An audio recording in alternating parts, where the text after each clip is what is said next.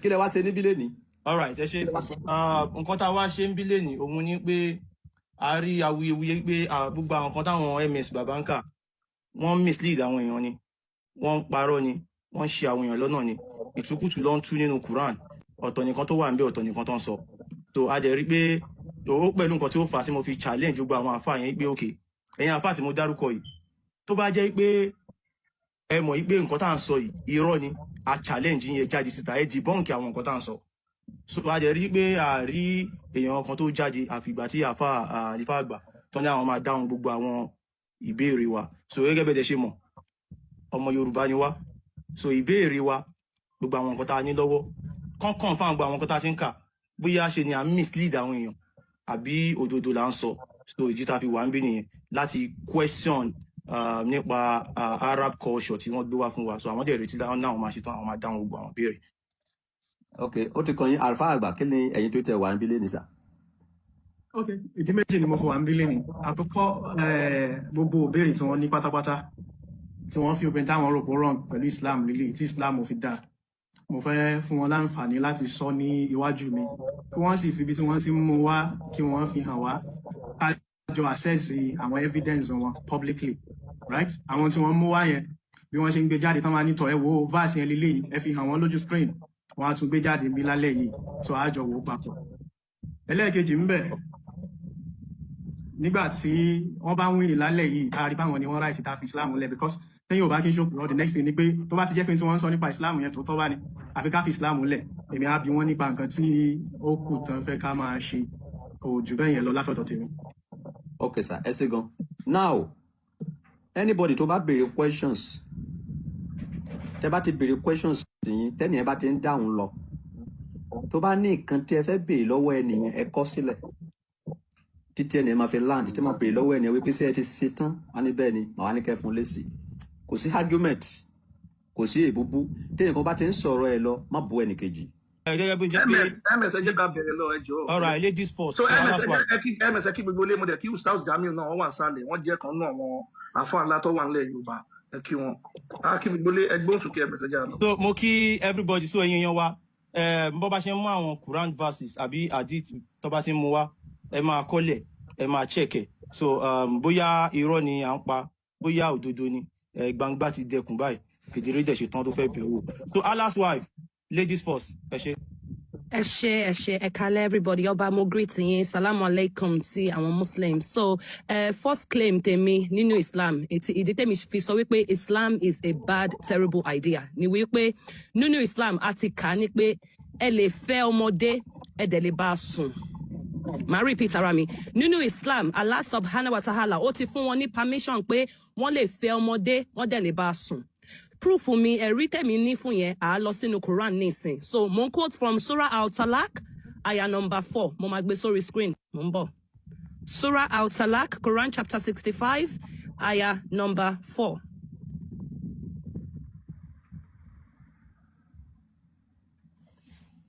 Now nínú àyà yìí ń sọ̀rọ̀ nípa divorce tẹ́ bá fẹ́ kọ̀yàn sílẹ̀ and nínú àyà yìí Allah mention 3 categories of obìnrin ó mention àwọn tí wọ́n ti ṣe nǹkan oṣù tán tẹ́ bá fẹ́ kọ̀ wọ́n lẹ̀ o ẹ máa dúró so and so ó mention àwọn tí wọ́n ti ṣe nǹkan oṣù ẹ máa dúró náà so and so and then last one ó ní pé àwọn tó lóyún tẹ́ bá fẹ́ kọ̀ wọ́n sílẹ̀ ẹ ní sùúrù kó bí ọmọ yẹn so a máa gbóhùn sókè a máa ka àyà yìí first tábà ti kà á tán à á gbé tafsiri síta tábà ti ṣe yẹn náà tán mo máa gbé àwọn imam mẹ́rẹ̀ẹ̀rin àwọn school of jurisprudence àwọn Shafi Maliki Hanbali and Hanafi káwọn náà wá sọ sí now olówó èkó ẹjọ ẹ tẹ̀síwájú ó ní as for your women past the age of menstruation.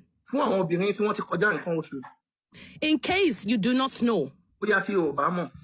their waiting period is 3 months. àsìkò àti dúró fún wọn jẹ́ oṣù mẹ́ta. And for those who have not menstruated as well. Àti fún àwọn ọmọ kékeré tí wọn ò tí ì máa ṣe nǹkan oṣù ọjọ́ orí wọn ò tí ì tẹ́ni tó lè ṣe nǹkan oṣù. As for those who are pregnant. Àti fún àwọn tó lóyún náà. Their waiting period ends with delivery. Àwọn tó lóyún yẹn tó bá ti bímọ ní àsìkò àti dúró wọn tán. And whoever is mindful of Allah. Kẹ́ni tó bá ń ṣe ti Allah. He will make their matters easy for them. Allah máa jẹ́ kí gbogbo nǹkan tí wọ́n jẹ́ ìrọ̀rùn á ṣe ní ìrọ̀rùn fún wọn. Now, mo fẹ́ kí gbogbo ilé pay attention ní pé Surah tanka yìí, Surah àkọsílẹ̀ ni, Surah of divorce. So obviously, Surah yìí ó ń address àwọn tó ti marry ló máa wà fún, because tẹ́ bá marry lè ṣe divorce. Ẹni tí kò bá marry kò lè ṣe divorce. Now, àwọn obìnrin mẹ́ta tí Allah mention nínú àyà yìí, ó ní pé àwọn tó bá ti ṣe nǹkan oṣù wọn tán, jẹ́ pé wọ́n ń ṣe nǹkan oṣù mọ́, wọ́n ti old, wọ́n ti wà menopausal, wọ́n ń bleed mọ́, ní pé tẹ́ bá fẹ́ kọ irú obìnrin yẹn sílẹ̀ o, 3 months, ìdá ló ń pè ní Lárúbáwá, ó mean waiting period, ìgbà tó máa fi dúró, because láyé ìgbà yẹn a ní nǹkan tó ń pè ní pregnancy test láyé ìgbà yẹn, ṣe understand, but nísìn a ti ní pregnancy test, so tẹ́ bá ń ka àyà yìí, ẹ máa view it as a old school pregnancy test. Now, mo máa wá gbé tafsir síta, because a lè ṣàlàyé àyà yẹn fúnra wa, a máa lọ sí àwọn scholars, and Ọba Solomon, mo ní 3 different scholars tí mo fẹ́ gbé wá kó bá wa ká.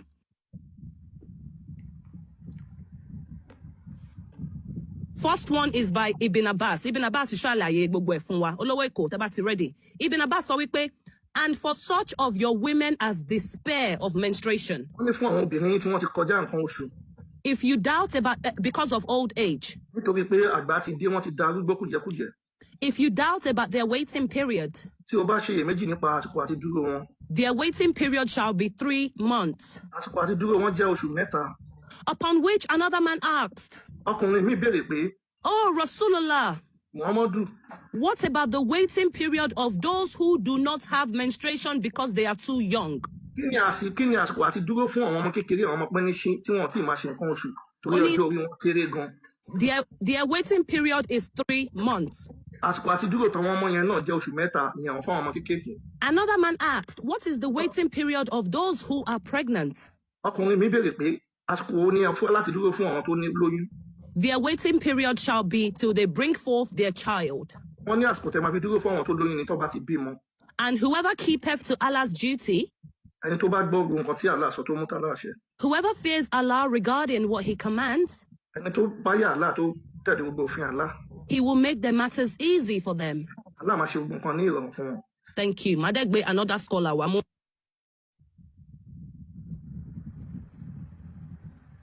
Jaka Ibn Kathir. Ibn Kathir said the iddah of those in menopause and those who do not have menses. Wọ́n ní kí wọ́n fẹ́ kọ́ obìnrin tí wọ́n ti kọjá àti ṣe nǹkan oṣù àti àwọn tí ó ti máa ní nǹkan oṣù. Allah the Exalted clarifies the waiting period of the woman in menopause. Allah sọ àsìkò àti dúró fún àwọn obìnrin tí wọ́n ti darúgbó tí wọ́n ṣe nǹkan oṣù mọ́. And that is the one whose menstruation has stopped because of her older age. Ó nítorí pé wọ́n ti darúgbó nǹkan oṣù wọn ti dúró. Her iddah is 3 months. Ó ní oṣù mẹ́ta lè fi máa dúró fún wọn. Instead of the 3 monthly cycles for those who menstruate. Ní ìyẹn fún àwọn tí wọ́n ti máa ṣe nǹkan oṣù náà. Nǹkan oṣù mẹ́ta lóògùn. The same for the young who have not reached the years of menstruation. Ó ní fún àwọn tí wọ́n ti máa ṣe nǹkan oṣù wọn tí tó àwọn tó lè máa ṣe nǹkan oṣù. Now, mo máa dúró níbẹ̀, ìbéèrè mi méjì nìyí. Kí ni age marriage nínú Islam? Number 1. And number 2, according to Ntaka, ṣé lóòótọ́ ni ṣé a lè fẹ́ ọmọ kékeré a dẹ̀ lè kọ̀ sílẹ̀? Because tó bá mean pé a ti kọ̀ wọ́n sílẹ̀, ó means pé a ti bá wọn ṣe àjọṣepọ̀ ni. Because nínú àyà 33:49, ó ní pé if you marry a believing woman, tẹ́ bá fẹ́ obìnrin tó ní ìgbàgbọ́, tẹ́ ẹ bá fọwọ́ kàn before you touch them, ẹ ti divorce wọn, ẹ ti talaki wọn, wọn ò need láti dúró, kò need waiting period. But nínú àyà yìí, a ti rí wípé waiting period ti wà. Why? Because wọ́n ti ṣe àjọṣepọ̀. So, èmi máa mute, máa fún one of our Muslim brothers ní chance láti respond sí mi. Ẹ ṣé sà.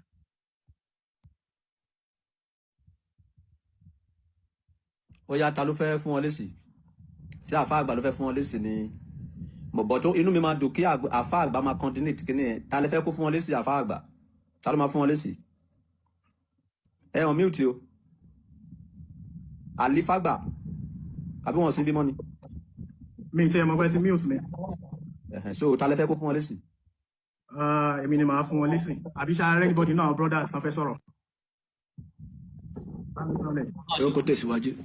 Tẹ́ bá ti tẹ̀síwájú, àwa lè ṣe talik. Gbogbo nǹkan báyìí náà láti yanjú tẹ́lẹ̀. Hayakum.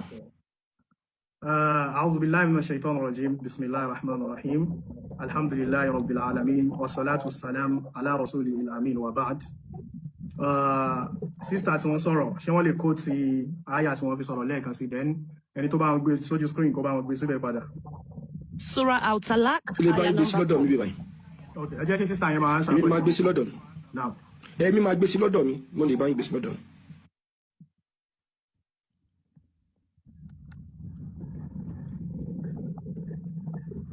Òun nìyí lójú screen náà. Okay. Now, òótọ́ ni pé Ọlọ́run ọba àlékè ọlá ó sọ̀rọ̀ nípa process tọ́lák nínú Al-Qur'an.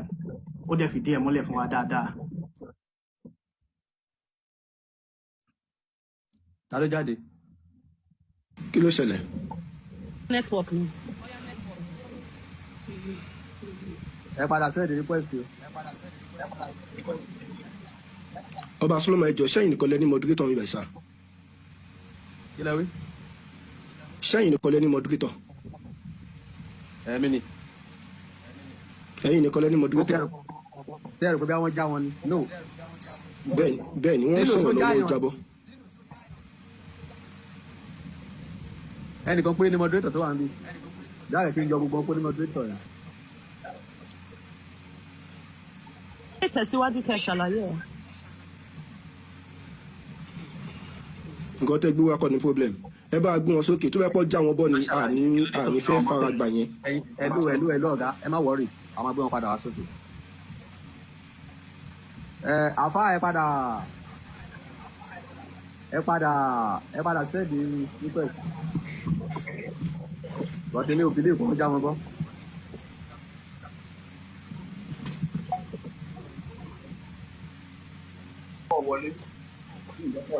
Kọ́ wọlé. Kò sẹ́nìbọ̀ tó lè já wọn bọ́ ń bí. Kò sí àwọn aláwo nínú àwọn ilé ìjọba já wọn bọ́. Ṣé ẹ wo comment section tí bàbá yẹn wà níbẹ̀? Ẹ wo comment section tí wọ́n wà ní comment section. Ẹ bá wo comment section yìí tẹ́ wà lókè. Kí lorúkọ wọn náà? Alifa àgbà.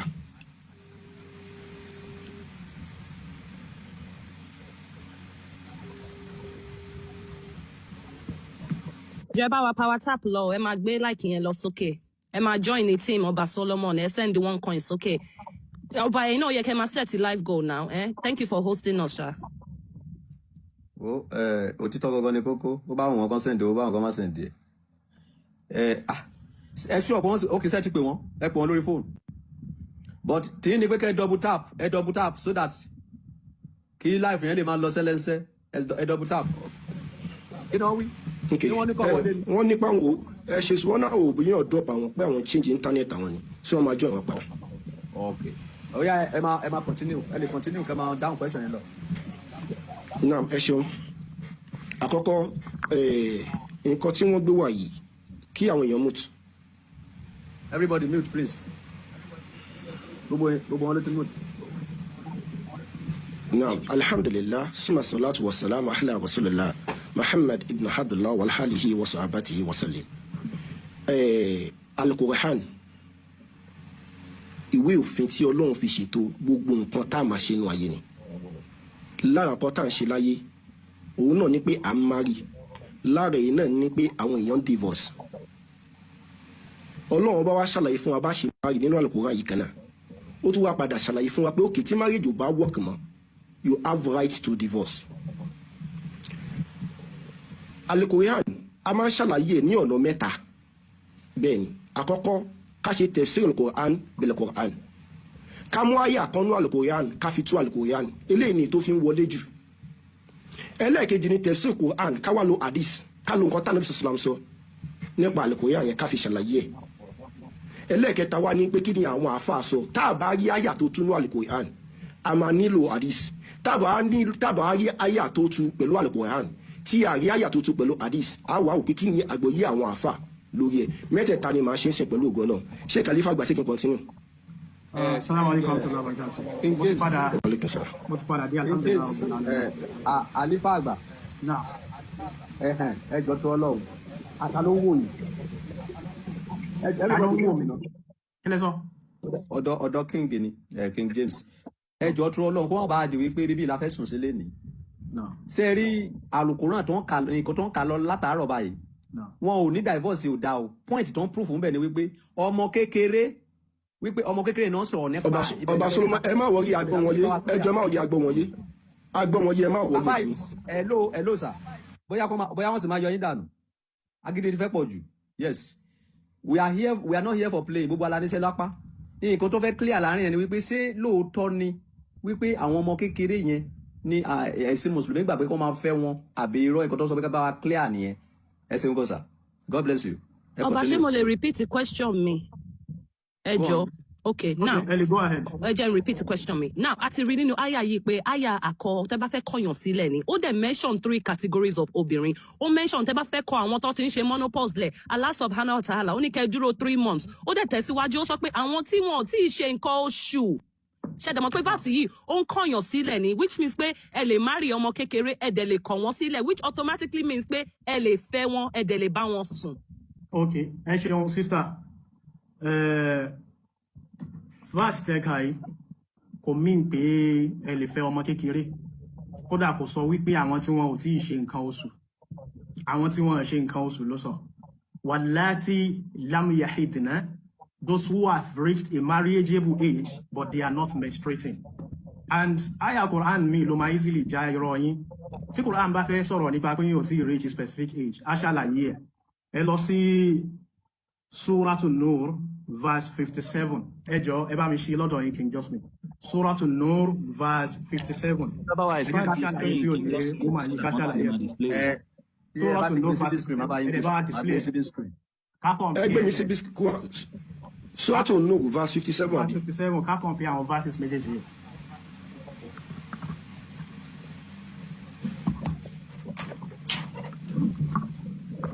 Suratul Nur verse 57. verse 67 àbí. Yes.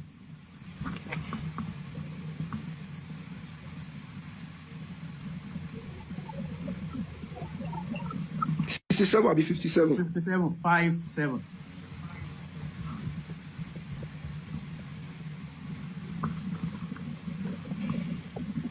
ṣé ìgbà náà lẹ́ sọ sáà. Rárá. látọ̀ sábà náà lè dín náà kẹfọ́. Bismillahir Rahmanir Rahim. Ya ayyuhal ladhina amanu liyasta'dhinakum alladhina malakat aymanukum.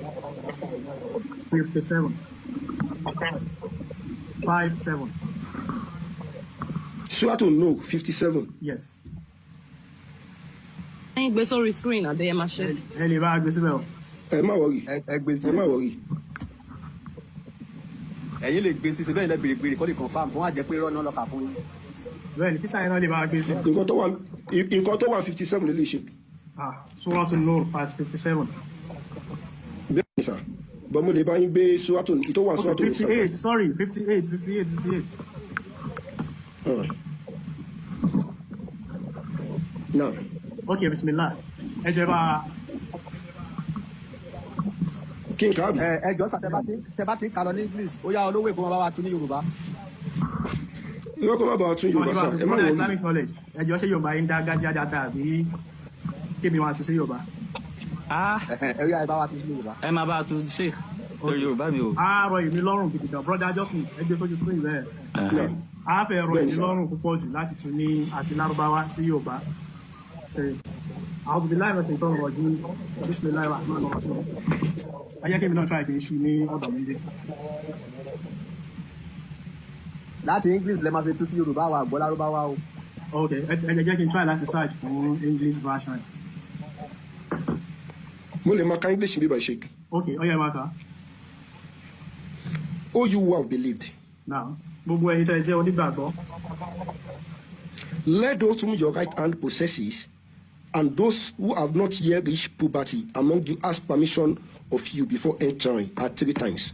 Àwọn ọmọ kéékèèké, àwọn tí ọwọ́ ọ̀tún yín kò fẹ̀ sí ní àwọn tẹ́ kó lẹ́rú látòjú ogun àti àwọn ọmọ kéékèèké, right? Who are yet to reach puberty. Àwọn tí wọn ò tí ì rí ti age maturity ní mọ́mọ́ ìfẹ́ sọ maturity yóò ń sọ̀rọ̀. Walladhina lam yablughul hulma. Those who are yet to reach the age of puberty. Àwọn tí wọn ò tí ì bàlágà nínú yín. Ẹ place verses méjèèjì yìí, sister, side by side. Ẹ place verse yìí, sẹ́gbẹ̀ẹ́ verse tẹ̀ ẹ̀ka lẹ́ẹ̀kan tó ń sọ̀rọ̀ nípa wallati lam yahidna, àwọn tí wọ́n ṣe menstruation. Is it àwọn tí wọ́n ṣe menstruation ni àbáwọn tí wọ́n ti reach age menstruation ṣùgbọ́n tí wọ́n ò ṣe? Okay, ṣé mo lè ra? ẹ tún padà ká àlùkò ẹ tún padà ká àkọ́tẹ́ ẹ̀ka lẹ́ẹ̀kan yẹn ẹ tún padà ká again.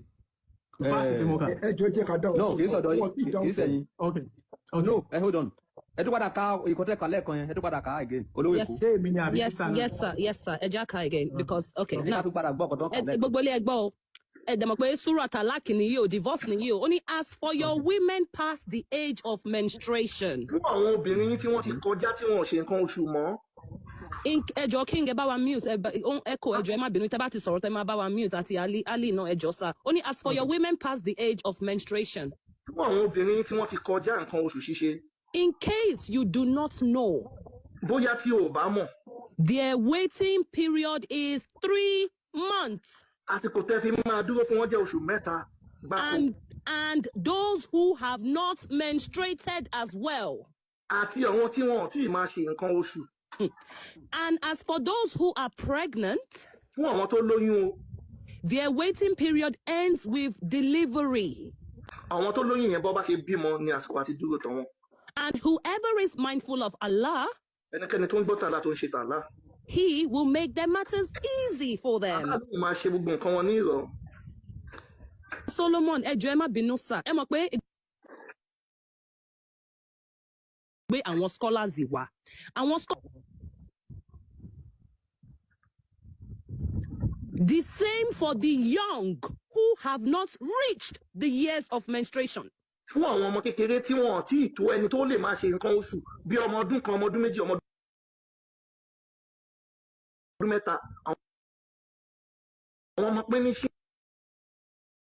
ní Quran chapter 65 kádà ní verse 4 wọ́n sọ ìran obìnrin mẹ́ta síbẹ̀ ó ní and those who no longer expect menstruation àwọn obìnrin kan bẹ wọ́n ti wọ menopause wọn ò retí nǹkan oṣù mọ́ among your women nínú obìnrin yín if you doubt then the period is 3 months tẹ́ bá páyà ẹ jẹ́ kí wọ́n dúró sínú ilé fún odindi oṣù mẹ́ta kó tó di pé wọ́n máa lọ ìdúró yìí ni wípé ọjọ́ tó kọ́kọ́ ló máa lọ ó sì ní àǹfààní láti dúró sínú ilé ọkọ láti prepare fún ibi tó ń lọ.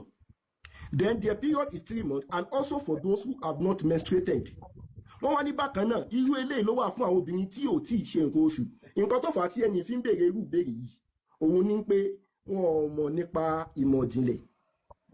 Ní èní ìmọ̀ ìjìnlẹ̀ jẹ́ pé kì í ṣe gbogbo obìnrin ló máa ń ṣe menstruation. Kì í ṣe kí ni kì í ṣe gbogbo obìnrin ló máa ń ṣe menstruation.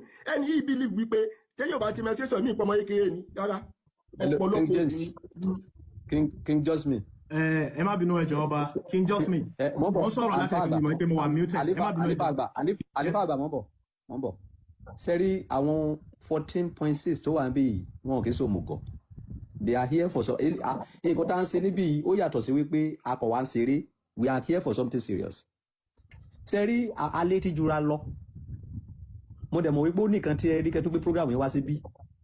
Now ẹ wo nǹkan tí bàbá yẹn sọ ní sí King James yìí wípé àwọn ẹbí wà ṣé ọmọ kékeré làwọn táwa ń bè ní so Al-Qur'an yẹn ń sọ fún yín wípé nǹkan tẹ́ ká ń sìn ó ń sọ fún yín wípé àwọn tí ò tí ì bẹ̀rẹ̀ nǹkan oṣù ó yàtọ̀ sí àwọn tí ó yàtọ̀ sí wípé àwọn tó ti tú ṣe nǹkan oṣù but tí wọn ò ṣe nǹkan oṣù you understand so now ọ̀rọ̀ tó wà nílẹ̀ yìí kò le rárá it's not too higher kò le nǹkan tá à ń bèrè nísìnyí wípé ọba tó mọ ẹjọ́ ṣe sùúrù sà. King Justin 1 minute ẹ jẹ́ kó bá land. ọba tó lọ́nà ẹ ní mọ̀ pa ẹ̀ King ẹ̀ Justin ọba lè ká kọ́ yín.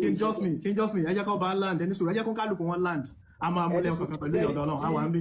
tí ẹ bá fẹ́ gbé èèyàn wá fún irú debate báyìí ẹ má máa irú àwọn Justin kò sí ìkọ́tẹ́lẹ̀ mọ́ máa fẹ́ bàjẹ́ ṣebí àfáà kan ló wà níbẹ̀ ìsàlẹ̀ Islamic yìí ṣebí àwọn náà gbọ́n ṣebí àwọn náà mọ ọ̀rọ̀ we are not here to fight gbogbo kí ni tabaró òtítọ́ àgbowó lé lórí náà we are here for truth nǹkan tó bá jẹ́ òtítọ́ ẹ má pè é lékè nǹkan tó bá jẹ́ irọ́ ẹ jẹ́ ká pè é nírọ́ nǹkan tó bá jẹ́ òtítọ́ nǹkan tí àwọn arábìnrin sọ nísìnyí wípé ẹ wò for example ìsìn nínú bíbélì sọ wípé má pànìyàn bíbélì náà ló sọ pé ká pànìyàn nǹkan tá a fẹ́ gbọ́ ni wípé vaasi kan sọ wípé okay nǹkan tẹ́ sọ yìí vaasi kan sọ bẹ́ẹ̀ o but vaasi kan nínú Al-Qur'an náà ó tún ta ko á clear á dẹ̀ lọ sí another topic but ká máa wá fi mẹ́mẹ́mẹ́ don't let accept that so alfa àgbà ẹ sọ̀rọ̀ ẹ̀yin àti Islamic ẹ bá gbé ọ̀rọ̀ yín fún màní kó máa bójú yín jẹ́. ẹ ṣe ṣáájú ká tó lọ ọba mo fẹ́ correct yín lórí nǹkan kan gbogbo kálukú náà ló lè take correction èmi á padà sọ́dọ̀ sister yẹn sìn but tá a bá ń sọ̀rọ̀ yìí ẹ jẹ́ ká máa gbé nǹkan tó wà scientific wọ́ ṣó ti yé kò í ṣe nǹkan tí ò wà known ní scientific community páwọn obìnrin kan wà tí wọn kì í ṣe period